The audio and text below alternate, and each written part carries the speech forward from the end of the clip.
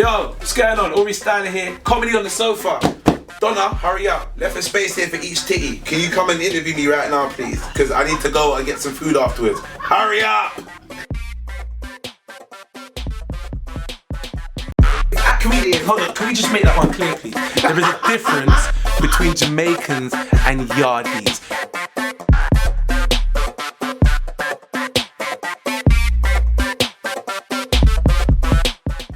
Aurie Styla! Donna Spence. How are you? I'm good. I'm tired, but I'm okay. And why are you tired? Touring. It takes it out of you, but... Comedymania! Yes, Comedymania. Tell me all. How's it been going? How was it? You just finished Manchester, am I correct? Manchester was 2 days ago, but I'm still feeling it now. You will. I'm still feeling it now. But yeah, that was great. Fantastic. My first time putting Comedymania on in Manchester. Right. So to see how much people turned out for it was really touching. I know, it does touch you, doesn't it? Right it there. touches you. It does. Because you don't think anybody even probably knows it's on, because you're not there to promote it. So you don't know. So you have to trust that people do, people do their job. Yeah, we had other promoters up there that was a DJ up there mainly. He had his people that were running around doing flyering and stuff, and then also on social media. But you don't know when you're not in town. You don't hear the buzz as much. You kind of have to go up there and go, "Do you guys know about it?" And they go, "Yeah." And like, okay, cool. Have you got your tickets? Exactly. Because that's important. And they buy their tickets late out there. Well, I think it's, you know what? I Some think people it's are still black buying folks. tickets now. So the next time. Trust me. So you come back next year or something. So how was, because obviously you got three heads. Funny Heads Entertainment is your company. Funny Heads, And what does Funny Heads do? It doesn't just do comedy, does it? No. What Funny Heads initially was, how it started, I started putting on comedy nights in shisha bars. Okay. Yeah. That's a good way. It was different. It was unique. It was basically, I wanted to give myself loads of gigs to perform at, and also help other newcomers like me at the time to just get loads of gigs. So what I did is I kept getting asked to perform in little shisha bars, and they were running the shows terrible. Mm-hmm. So I said, I can do this better than this. How about I put on a show for you in a shisha bar and I bring the comedians down. Right. And after a while, this shisha bar would ask me, and this one, and the next one. All of a sudden, you've got essentially what was like a little circuit of shisha bar comedy. Wow. And the word Funny Heads was funny because of comedy and heads because of the heads of shisha. So that's where it all came from, Funny Heads. Good idea. Yeah. Good spin on words. Yeah, and after a while, it was, I'll be honest, trying to do comedy nights in shisha bars is not the lick. No, it's not. But you started. You start somewhere. Right. You have to start somewhere, especially when you're doing something for yourself. You have to start somewhere Right. and just appreciate that you've got the opportunity to start That's somewhere. right. That's I wasn't staying there. No, but that's your beginning doesn't determine your future. No, and that's what you started and you realised. So, how did Comedymania start then? Well, I started... How Comedymania came about is I initially did, in my first year of comedy... Right. This is kind of not the impatience, but the eagerness in me, Right. the driving me. I always believed in, if you don't get given an opportunity, make one for yourself. That's correct. So I started a show called the I Smile Show, and it was basically a comedy show. I hosted it, bring other comedians there, and it was off the back of a little clothing line I did when I was at university called I Smile Wear. So you had your own clothing line. You was at university, you done your own clothing line as well. Okay, so you're this entrepreneur. This. You know, when you're trying to really find what it is Yeah. you want to do, Yeah. and you know what you want to do, but it takes a while to build. So you're doing other things as well to help it. That's where the clothing line came from, and the I Smile Show was. It was only 6 months it ran, but it helped me kind of get the understanding of wanting to host a lot more, putting on shows, and then I stopped that. And then after that I did the shisha bar shows, but then after that I was like, no, if I want to be bigger, I have to aim bigger, and I went to do Comedymania. Yeah, exactly, the vision was here, but I'm trying to enter it like with little. It's not gonna work. Like looking for a needle's eye. Kind exactly. Of thing. So I said to myself, all right, cool. Let me take it a little step up, and I went to a place called the Flyover, which was it's in West London. As in Ladbroke Grove? Near that. Port Mellow, that. We know that from the carnival days. Used to be called In on the Green. Yes. You see it there? Manure. Yeah, you know your stuff. All the style. You got an old head though. What I love about you, you've got an old head. I've got an old raised head, properly. I like that. I like that. You raised properly. So I went in there, put on the show there. After about a year, we were growing out of it. And we said, okay, we like this, we want it bigger again. So we went to the Tabernacle, which is only down the road. Like, one thing I love is West London. There wasn't much in terms of a comedy show of that kind of size, where it's maybe 300-400 people, there wasn't much going on there. You always hear people going to Hackney Empire, or there's loads of shows in South London, different small theatres at Catford, and people putting on shows in cinemas. You had Shepherd's Bush Empire, but that would be once in a blue moon. So I said there's got to be something a bit more regular, a bit smaller, and West London's where I'm raised. So I said I've got to go to West London and keep it there. And Tabernacle was just perfect. And we've been at Tabernacle now for just over a year, or no, just coming up to a year rather. And that's how we got to Comedymania. And the whole idea of Comedymania is it's called specifically Aurie Styla's Comedymania. Obviously I have to brand myself and push myself out there 100%. Don't make it oh no, it's not an excuse for who you are. That's your brand. No, you should be proud of that. Of course, Absolutely right. I'm me. That's right. Trust, make it be known. Trust. We need to get American with this. Be proud of that. It's your thing. You go. I'm me. No, that's not your brand, yes. I don't know why you think about the water. It's your brand. It's not my brand. That's not my brand. If it said Comedymania, I have respect for the water. I started watching LOL from I can't remember how I got into going to LOL. I think the first time I went to an LOL show, one of my friends just said come down and check it out, and I said alright, cool. And I watched it, and I always wanted to be like a presenter. Right. And I sat down in the crowd, and I did do presenting just little bits every now and then for like school and uni events and stuff like that. When I remember sitting down at LOL show and I looked at what they were doing, and I was like, yeah, I feel it. No, I wanted to do this, but I was always too scared to jump on stage. But I did. So I approached the boys, the LOL boys, and I said, Darren and Junior. Okay. It was one. I think it might have been one of the other or both of them that I approached. No, do you know what? Actually, I first met Junior.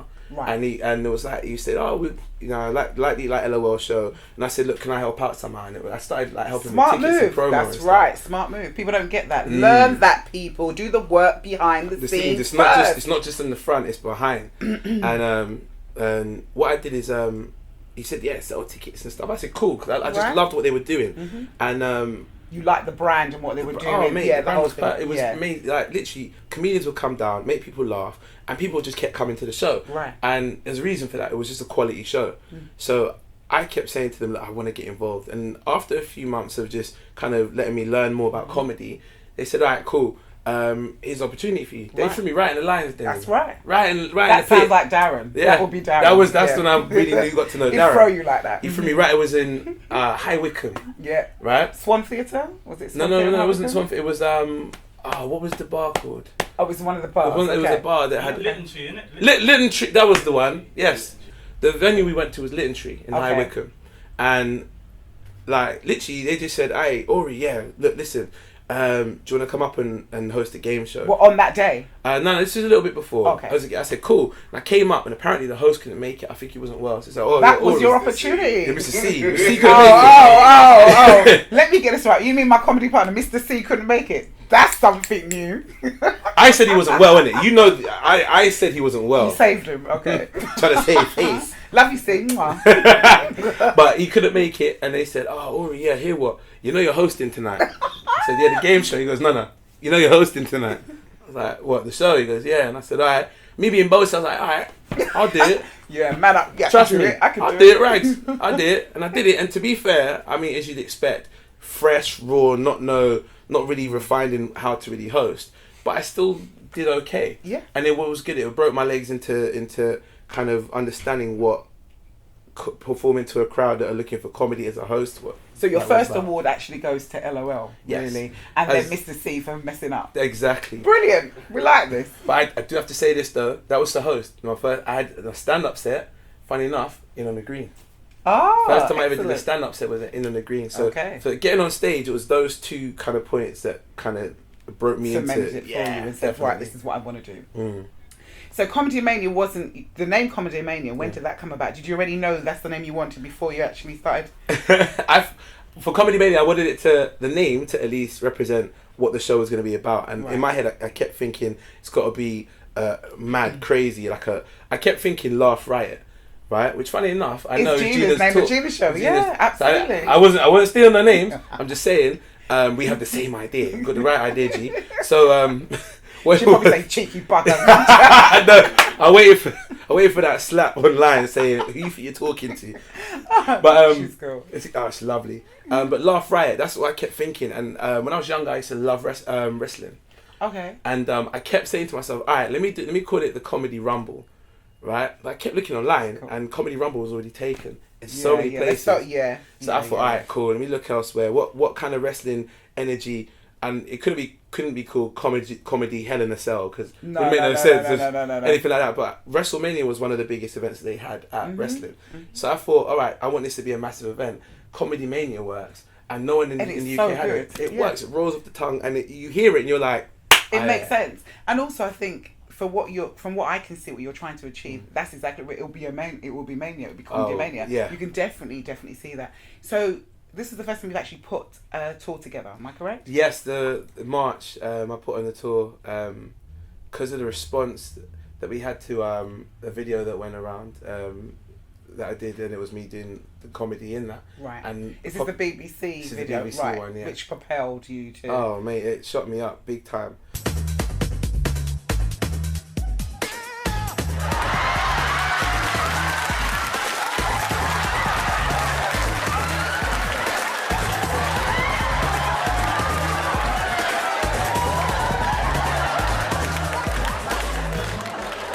Am I lying? Listen, guys, my name is Aurie Styla. Thank you for listening to me. God bless and take care. And because of that, there was people that were messaging me saying, when are you going to be here? When are you going to be there? So and rather than me going, well, go to this person's show because I'm going to be there 6 months down the line or whatever, I said, you know what? This hype is really, really, really strong. Right. And I have a good brand in London and a great understanding of how to put on a comedy show. Why not I just do the tour myself? A few months later, March came and I put on the tour and we went. So how long did it take you to get everything together, to get that tour together from start to finish? I announced it at the 1st of November. Okay. Because I did the video on the 12th of October, but the 1st of November. Excellent. Yeah. So it was a short space of time. And it was an impulsive move. Comedymania was on the 1st of November. Right. And on the stage, I was looking at everybody and it was crammed. It was the first time that, about weeks in advance, we'd sold out the Comedymania. Literally a week after the video, the show sold out because the video just went around. And it is working on that, because people don't forget that. Work on that brand straight away once the opportunity's there. Exactly. Brilliant. So I announced it 1st November. I said, guys, you know what we're going to do? We're going to leave Comedymania for maybe another extra month or two so we can plan a tour. And the crowd were like, yeah, that's great. I said, all right, cool, we're going to let's try March. I ain't planned anything yet. This is at the show. Like I'm hyped up. Like, yeah, the show's funny. They're loving it. Oh, we're doing a tour. Not even thinking that maybe I can't even get the dates in March. Have no idea. Didn't have no idea. But I said, still, we're gonna do a tour. It's gonna be in March. Would you guys like that? And they were like, yeah. So literally through November. And this is the comics you mean when you say the guys? You mean the comics? When you were saying? Oh no, to the audience. They're saying this to the audience. Okay. I didn't book no comics yet. I didn't think about who or what. I just said we got to bring this on the road. And then literally through November, I was calling up venues, calling up comics, saying tour, are you on it? And they were like, yeah, cool. By December, I'd already decided where we're going, who was on the tour, and I designed all the marketing, spoke to all the promoters I wanted to speak to in different cities, and by the middle of December, our tickets were on sale. Excellent. So it was about 6 weeks from the initial inception of the idea to actually executing it. So how does it, wearing that hat, because you've got the promotion hat, you've got the events organising hat, and then you've got to look after the comics too. Yeah. How was it? Is that what's more tiring? And then you've got to perform. Do you know what? How was it for you? It becomes, after you've done it for a while, it's second nature. Yeah. And because I'm a comedian myself, I know how I'd want to be treated when I'm on the road. So working with other comedians, you already know how they like to be treated. Yeah. And then as well as that, other comedians have such a respect for you because they see you as comedy family. And you're trying as well. Exactly. Mm-hmm. So like, you're here, you're thinking, all right, I want to make the comedians feel like they're here. Right. Whereas the comedians are so relaxed with you, they couldn't care if they felt here because it's all family. So already they're loving the vibe of the show, and already you're thinking, yeah, this is great. Mm. Excellent. So you've been a comic for 5 years now. It was 5 years on 2 days ago on the March day. Oh really? Yeah, the March. The Manchester. The Manchester. Yeah. So that was your celebration. Yeah, a good celebration. The after party. Good celebration you've done. Yes, well, we won't talk about the after party, will we? You know what I love though? I do love your Instagram message when it actually says, "Give God the glory, not man." Oh, thank you. I love that. So I take it that you're very God fearing. Yeah, raised in church. I know my material might say it differently, but listen, I was raised in church too. I had material made, but at the bottom line is you still. We can tell. To me, I watch your aura, which is Aura. I watch your aura. Yeah, Aurie. Okay. I watch your aura, and you can tell that you're very family. You're very. You get it. You got an old head. You've got an old head on you. I got old parents. That's why. Well, that's a good thing. I had old parents too. It's a good thing. I can say on here because they don't even know how to use Facebook. Never mind. You're all right, love. It's all right. What she say? I'll watch you. I'll watch you. You wait. Watch which piece? You can't even turn on the TV by yourself. But how do they feel about you doing comedy and all that you're doing? Very polar opinions. Right. My dad loves it. He's like, my dad's always been the guy, do your thing. He's a DJ, so he's like, so do your thing, man. Yeah. Anything on the one, just do your thing. Right. That's it. That's his advice for everything. Yeah, Or just make sure you do your thing and do the right thing. Yeah. Everything. That's important though. Yeah. Well, it's important. It is important, but there's other parts of it where you think like, it's not to detour too much. But my dad, like advice, for example, when I was like 14, 15, and he wants to sit me down to talk about sex. Aurie, this time he's done just make sure you do your thing and do the right thing. I want to work somewhere. Aurie, just make sure you do your thing and do the. That's what he used to tell me. It could be anything. Funny. You need to go on stage with that though. That is funny. It's all he ever said. Just do, and you know you don't know what the right thing is, but he's telling you to do it. You know what? It's about it. You are doing the right thing. Yeah. That's exactly it. You are doing the right thing because you were raised. So you're doing the right thing. But mum was the opposite, boy. Mum was the opposite. What did she say? My mum is a hardcore businesswoman. She's cool. Big time. Like even like here. So that's where your entrepreneurship comes from. Big time. Like here, even as you can see, Bang Radio, which I do a show on. I was about to speak to you about that. Yes. The manager of Bang Radio remembers going to watch a talk that my mum did years ago because she in Brent, I think she was the first black.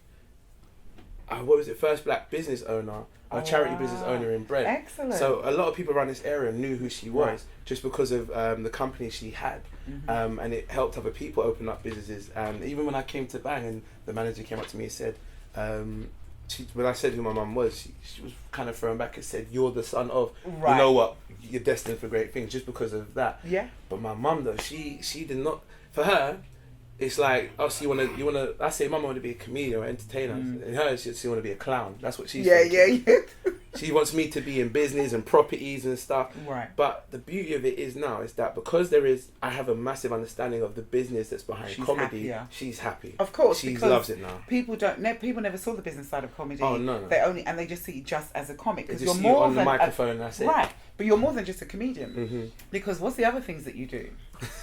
Tell me the other things that you don't let me pull it out of you, please. Oh, okay. I know you got roller skate, and I know you like a roller. That's just a bit of fun. That's hobby stuff. But knowing you'll find a business out of it. That's the whole thing. I might be doing a roller skating event one day. You never know. You've done it.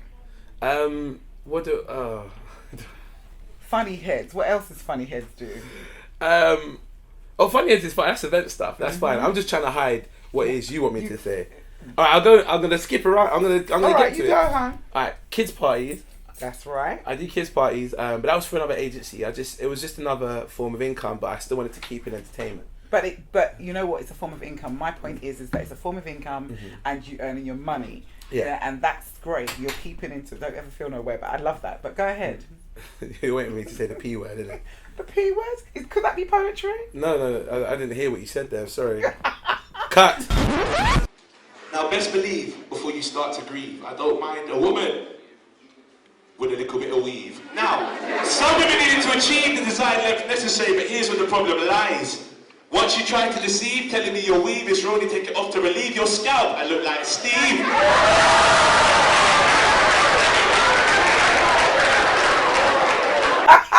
I didn't hear poetry. All right, let's get out there. All right. So I know you've done a bit of poet. Yeah, I know you've been a poet. Is this before it led you into comedy as well, right? Because there's many avenues that kind of led you into comedy. A load of avenues. Like I always wanted to do comedy, but I touched in other things because I was too scared to go on the microphone and say, "Hey guys, I'm gonna make you laugh." Right. But I tried to make people laugh through either doing poetry and then I started to do music, but all of them were comedy based. Right. So like even one of my first jokes I ever wrote was a poem about weave. Yes. Which is I'm not gonna lie, when I hear it now, it's a topic I don't even want to talk about because it just sounds so. But you know cliche. What? You know what though? it was funny and still is. I mean, you've got how many hits on it? People love it. And you know what? It's the truth that makes people laugh. So, you know what? Hilarious. Thank you. Absolutely. But it's still a part hilarious. of me. But you know, when you're like, one thing that comedians know now, that it probably took them a while to figure out if they didn't know, is you don't go into a stage and talk about women that are in the crowd when there's 70% of them are female and cuss them off. You don't do it. You don't do it because you'll lose the crowd very quickly. Look, I'm a female and I've done that, and women look to me like, how dare you? But the thing is, for you, they kind of go, you kind of understand. For us as men, they're like, you ain't got no right to talk about hair. You don't know what we've been through. How dare you? Watch, I just take it off and go looking bold, yeah? I'll walk around looking like Sonique. Fine. Are you going to take my number? They get upset about that stuff. No, you know what we do, but the truth of the matter is, we need to hear some truth, because some of them weaves are not right. Some of them are not. I think really what people are really saying is they're saying, look, we don't mind you having a weave, but if you're going to do one, can you make it be right, please? That's really it. That's all men really need to say, really. Because that's the truth. Sorry. I'm just thinking about, there was one time. Come on, we can let you go. I'm here. I've got your back, boo. Come on, I got you, baby. I remember when I went to uni, there was one girl, her hair. It wasn't even so much her hair. It wasn't even so much the way it looked. It was the way it smelled. No. She sat down. You be sitting down in class, right, behind her, and she's leaning forward, and you're still leaning back. Because it was that bad. Trust me. You know when you see heat coming out of like an air vent or something, and you see that kind of wiggly kind of that air kind of thing. You saw that, right? When you're trying to read the board and you're trying to go around it to see what the person's. And it's not that bad. It stank. And did anybody tell her? Or did you? Is that where the actual poem came from? No. The poem, I can't. I just wrote a poem about weave. I just thought, what would be funny? I was young when I wrote that poem. I was really young. You know what? But that was your truth then, and obviously a lot of people agree with you because there's a lot of hits on it. Yeah, that's true. I got a lot of upset women that afterwards were like, "Don't do that again, please. You don't know the struggle and strife we go through." So you're a host for Bang Radio. Yes, I do the breakfast show. So how long have you been doing Bang now? I've been at Bang for about a year and 2 months. But the breakfast show we've been doing for about 2 months now. Okay, and how is it? How are you finding it? I have to wake up every morning. But it's good. It's because you got to catch what you got to catch early in the morning. That's when the money comes in. That's when you make success. That's brilliant. I know, but I like my bed, you know. You know what? Don't love your bed too much, you know, because it ain't gonna make you no money. So I know it's good that you get up early. So you got to be here for what? I know, I'm not in that profession, so. Is it 7 o'clock? I got to be here for 6:30. Oh, excellent! For the show to start at 7. Okay, and it's 7 what till 10? 7 till 10. Okay. But and what is your show? What does your show do? It wakes me up firstly, but I have to wake up everybody else. So we do games, we just good music, like just a bit of gossip. Sure. It's literally the get up show. Like if you needed to get up, wear your alarm clock. Right, with pure noise. Hey, what's going on? Kaboom! Yeah, no, all of that mad stuff is what comes out in the morning. But then it's weird because we ain't got that energy. We have to find it somewhere. You dig deep and you find it. Oh, mate, I have to. For me, it's a Cornwall porridge and a dumpling that kind of gets me going. People think the dumpling put you to sleep. No, because you scoop it and it's the energy in there. It's like a slow burn. You are proper old school. Oh, you are proper old school. So that means that you'd have to have a woman that can cook. Because, you know, I saw some stand-up of yours on YouTube where the poor girl rang her mum for food. That was a true story. Was true. You know, it was not staged. That was true. Like this, and you can't cook. You're at what age? I heard you're 19 and you can't cook. Like, and she's 19. She came to the next show.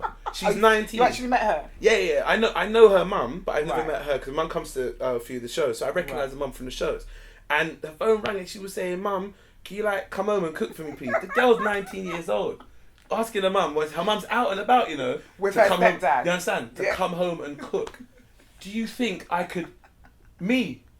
Because you're old school, but that means you couldn't date a woman who couldn't cook. That would have to be a no-no. Because you need cornmeal porridge. Cornmeal porridge is a specialist woman, you know. Listen, Bridget, I can't especially even make cornmeal porridge properly. Right, that's what I was going to say. When I make it, end up making like cauliflower lumps. I can't do it properly. Cornmeal porridge is a specialist. It's a specialist. Yeah, it's a specialist thing. I was going to say that how you're going to go. I can cook. I cook quite a lot. I do cook all the time for myself, and if I've got friends around, I will cook for them. Okay. And I'm very comfortable with that.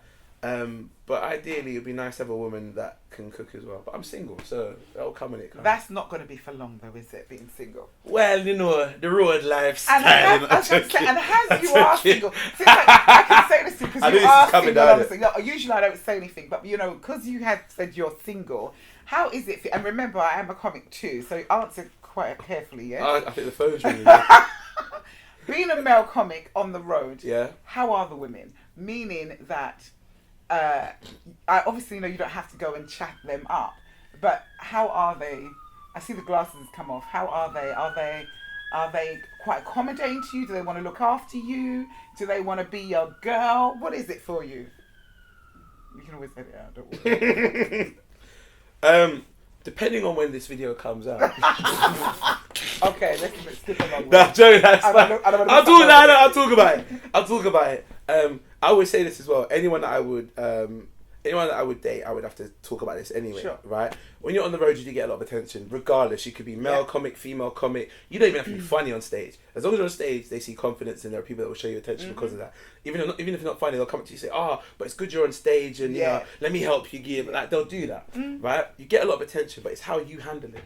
Now, I'll be honest. I'm single, so I can flirt with the attention. Like, yeah, what's going on? You come to the next show. Oh, you come to the after party and stuff. I can do that, right? If I'm with somebody. It's literally, and a lot of older comics that I've seen as well, it's literally, thank you very much, yeah, I'll take a picture, I'm going home now, guys, take it easy. And I'd rather that, because I know that when I go home, and I'm making money to bring back to my home, to my legacy, my missus, my kids. You're a smart guy. Well done, Bars, He's lyrics. smart. But you know what? I have been on the road with him. I've been on the road with him, and it is true. I have been on. You understand? I know it's true. It's true. Isn't it? You can pay me £10 later.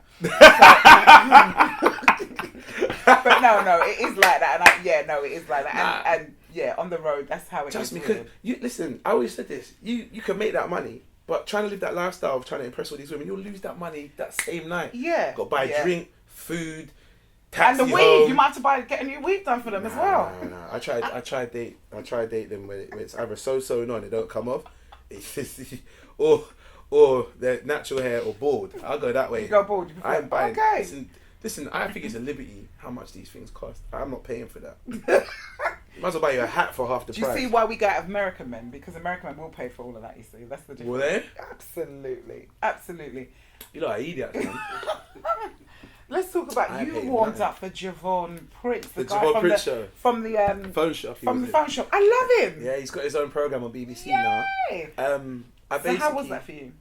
Oh, it was amazing. It was a great experience. How did the call come and where did it came from? How was that? Again, the BBC video, the BBC video that went viral. Basically, I got the phone call from BBC saying, got a show coming on, Javon Prince show. I said, cool. What would you like me to do? Audience warm up. I said, all right, good. Brilliant. I'd never done it before, and I did it on. I went to meet them. I met Javon. I met the producers, and we sat down and we just bubbled and had a nice little conversation. They said, yeah, this is our guy. So I came down and did the warm up for the first night, and on the first night, these guys were like, we love this guy, right? Because I think. Because you was yourself. I was myself, and I think this is what we'll probably touch this in a little bit. But as a young black driven comedian with energy, when you go in there to a crowd where it's very much a mixed crowd, BBC, even though it's Javon is a young black man, young black man, you've got a lot of the audience that are not from our background. So they for them, they don't like the hood stuff, but they like energy, but they don't get that charisma as much from other comedians. Because other comedians, it's all about just standing and talking to a mic. When you can run up and dance around and interact with the crowd, and because I'm a host as well, I went into the crowd, I was bantering with them. The whole warm up thing isn't just at the beginning. They got me to host throughout the entire show. So when Javon needs to go and set up over there, I'm there bantering with the crowd, doing some jokes, having a laugh. Omar as well, the singer, he was on he was the music coordinator for the show. So a lot of bantering between me and Omar as well. It was great, and they gave me a character in the show as well. Excellent, well done. But it's great, but it's one of those things where you go don't laugh when you see me, because I'm dressed up like a dog. Well, look, dancing. But I love it. Well, Richard was Shrek for a while. He was in Shrek for a while. And That's he was a true. donkey, and he got paid. So you don't watch things like that. Oh no, I love the experience. Cool. But you know when I sit there and going, yeah, I got my character, and you see what the character is. You're gonna be a.